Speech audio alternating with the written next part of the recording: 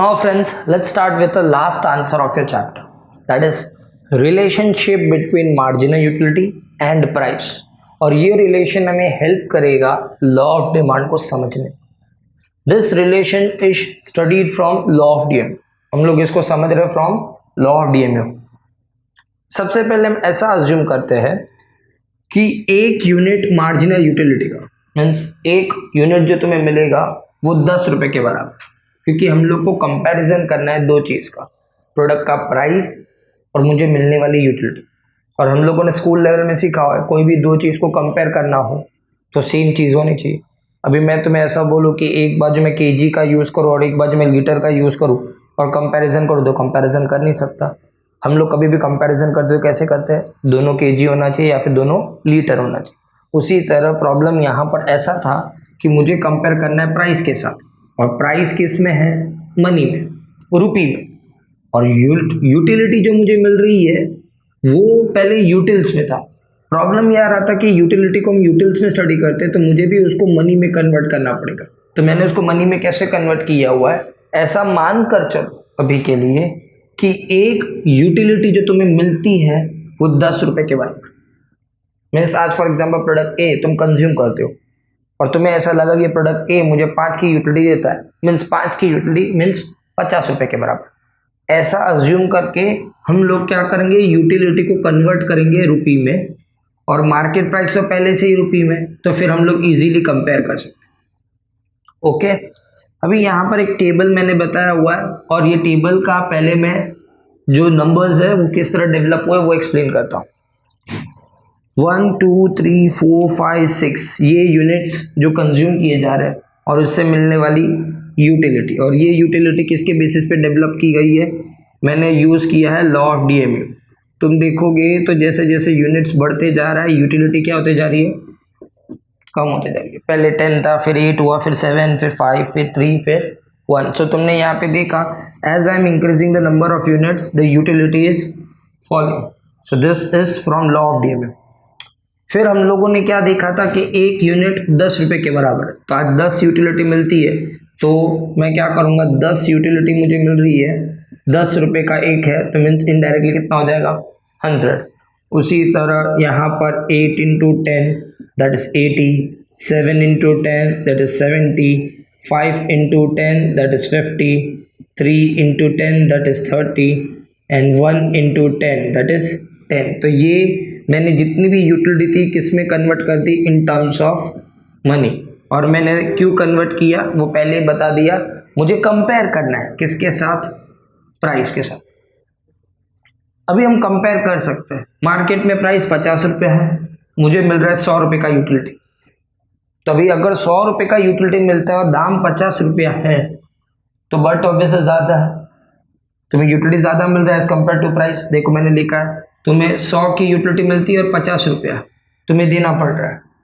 ऐसी सिनेरियो को ये लोग बोलते हैं इंट्रा मार्जिनल यूटिलिटी या इंट्रा मार्जिनल यूनिट। इसका मतलब होता है कि ऐसी सिचुएशन में कंज्यूमर खरीदने के लिए तैयार होगा।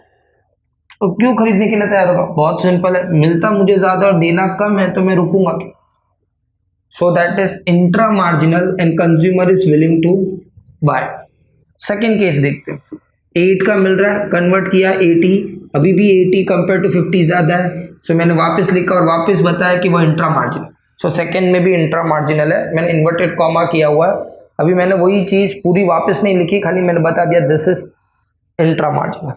फिर थर्ड पे तुम देख रहे हो, then what you are noticing कि तुम्हें 70 का मिल रहा है, मार्केट में प्राइस 50 है, तो 70 once again is greater than 50, still intra marginal. So एक बात समझ में आती है, 1 से लेके 3 तक इंट्रा मार्जिनल। तो शॉर्ट फॉर्म में मैं लिख रहा हूँ आई एम, अभी मैं पूरा नहीं लिख रहा हूँ, लेकिन 1 2 3 में इंट्रा मार्जिनल यूटिलिटी मुझे मिल रही है। और ये इंट्रा मार्जिनल का मतलब मैं खरीदने के लिए तैयार हूँ, जब तक यूटिलिटी ज़्यादा है I am ready to purchase. अभी फोर्थ पे आते हैं, मुझे यूटिलिटी 5 की मिल रही है, पैसे में 50, प्राइस भी 50। यहाँ पर तुम देख रहे हो कि यूटिलिटी और प्राइस सेम हो जाता है, इसको हम बोलते हैं कंज्यूमर इक्विलिब्रियम। अभी ये कंज्यूमर इक्विलिब्रियम का डेप्थ में मैं मतलब समझाऊंगा, लेकिन खाली इतना समझ के चलो कि इसको कंज्यूमर इक्विलिब्रियम बोला जाता है। पहले मैं 5th और 6th को कवर कर दूँ। फिफ्थ में तुम क्या देख रहे हो कि तुम्हें यूटिलिटी 30 का मिल रहा है और पैसे तुम्हें 50 देने पड़ रहा है, तो ये बार यूटिलिटी कम है और प्राइस ज्यादा है, तो उसको बोला जाता है एक्स्ट्रा मार्जिनल। और नीचे मैंने लिखा consumer is not willing to buy, यहाँ पे वो खरीदना नहीं चाहता, तो फिफ्थ पे वो खरीदना नहीं चाहता। सिक्स पे भी नोटिस करते हो 10 कंपेयर टू 50 लेस मीन्स ये भी एक्स्ट्रा है, तो ये fifth and six extra marginal है। तो पहले मैंने इंट्रा मार्जिनल सिखाया, अभी मैं एक्स्ट्रा मार्जिनल सिखा रहा हूँ। ऊपर वाले 3 में मैं खरीदना चाहता हूँ, नीचे वाले 2 में मैं खरीदना नहीं चाहता हूँ।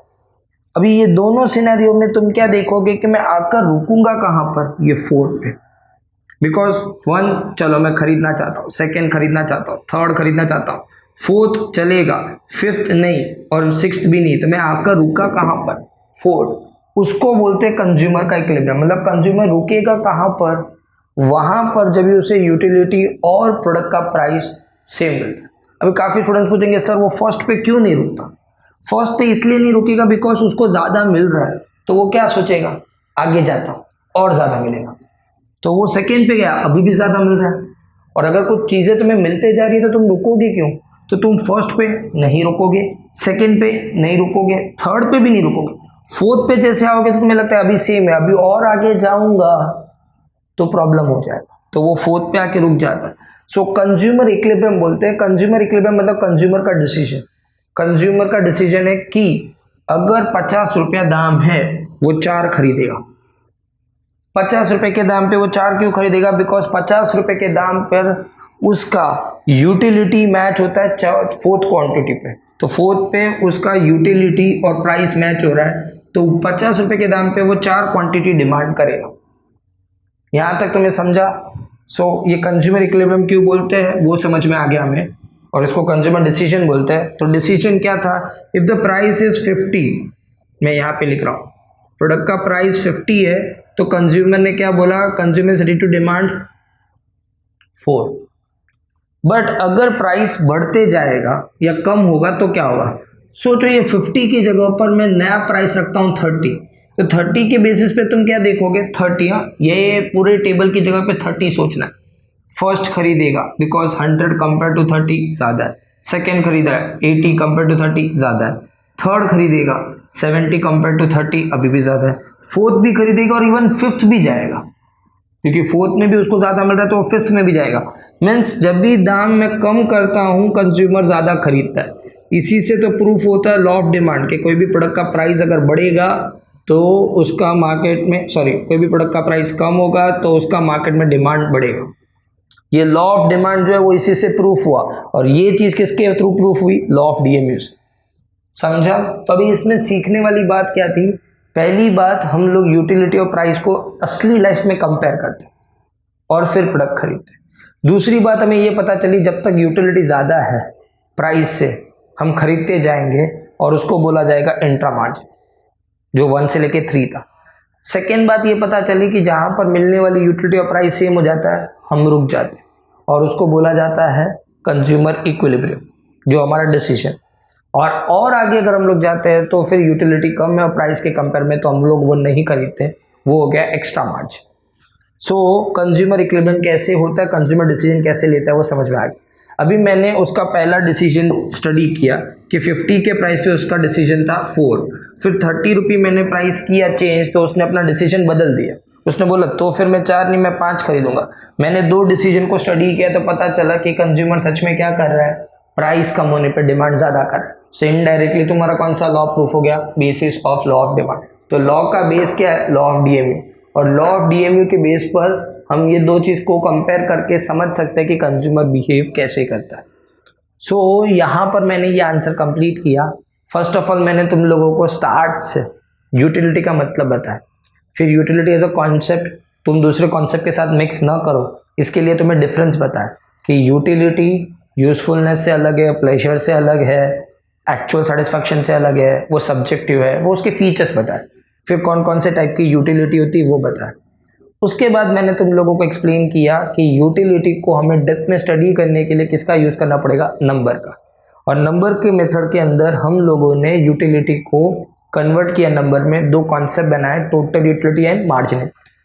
फिर मार्जिनलिटी पे फोकस किया तो वो कम हो रहा है। इससे हमें एक बिहेवियर पता चला कि कंज्यूमर को कभी भी कोई भी चीज़ ज़्यादा मिलती है तो उसको यूटिलिटी कम मिलती है। ये चीज़ हमने सब लोगों के अंदर देखी, सब प्रोडक्ट के अंदर देखी। तो अल्फ्रेड मार्शल ने और मिस्टर गॉसन ने इसको लॉ ऑफ डीएमयू के नाम से बोला कि ये लॉ ऑफ डीएमयू है। फिर हम लोगों ने लॉ ऑफ डीएमयू के सारे स्टेप्स पढ़े, इंट्रोडक्शन पढ़ा, स्टेटमेंट, एक्सप्लेनेशन, फिर उसके अजम्पशंस पढ़े कि कब ये लॉ काम करता है, डायग्रामेटिकल प्रेजेंटेशन पढ़ा। फिर हमें लगा कि कुछ ऐसे एक्सेप्शनल केसेस हैं जो लॉ पे काम नहीं करते, पर डेप्थ में पढ़ने पे पता चला कि ये एक्सेप्शनल केसेस जेन्युइन एक्सेप्शनल नहीं थे, ये सिर्फ दिख रहे थे। डेप्थ पे पता चलने पे हम लोगों ने स्टडी किया कि वो एक्चुअल एक्सेप्शन नहीं है। फिर कुछ मिस्टेक्स थी, लॉ बहुत अच्छे से प्रूव किया गया था, लेकिन कुछ मिस्टेक्स थी। वो मिस्टेक्स लोगों ने या इकोनॉमिस्ट ने बताया कि अगर ये मिस्टेक्स को सुधार दिया जाए तो लॉ और अच्छा और रियलिस्टिक बन जाएगा। फिर आफ्टर दैट हम लोगों ने देखा कि लॉ को यूज़ अलग अलग जगह पे किया जाता है। कंज्यूमर यूज़ करता है, गवर्नमेंट यूज़ करता है, कंट्रोवर्सी को सॉल्व करता है और लॉ ऑफ डिमांड को प्रूव करता है। एंड लास्ट में अभी हम लोग समझ रहे हैं कि यूटिलिटी और प्राइस दोनों को कंपेयर करके हम समझ सकते हैं कि लोग डिसीजन कैसे लेते हैं, और ये डिसीजन के बेसिस पे हम समझ सकते हैं कि लोगों का बिहेवियर क्या है। That was the main target of this chapter. Now we have completed this chapter. So that's it for today. I am completing this chapter. I hope you do like the lecture and वो पूरा chapter clarify हो गया होगा. That's it for today. Bye bye.